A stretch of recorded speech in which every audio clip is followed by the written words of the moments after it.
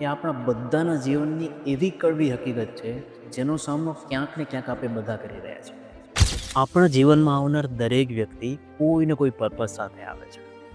Psychological fact પણ છે કે અગર કોઈ તમારા જીવનમાં આવે છે અથવા તમારી કોઈ સાથે મુલાકાત થઈ છે ને તો એનું કંઈક રીઝન છે.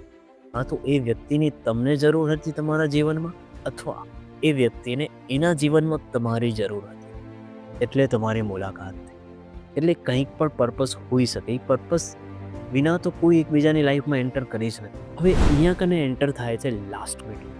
તો લાસ્ટ મીટિંગ થિયરી શું કહે છે કે એક વખત બે વ્યક્તિનો એકબીજાની લાઈફમાં હોવાનો પર્પઝ ફૂલફિલ થઈ જાય ને તો યુનિવર્સ એ બે વ્યક્તિના રસ્તાઓ એવી રીતે જુદા કરે છે કે જીવનમાં ક્યારે મળી જ નથી.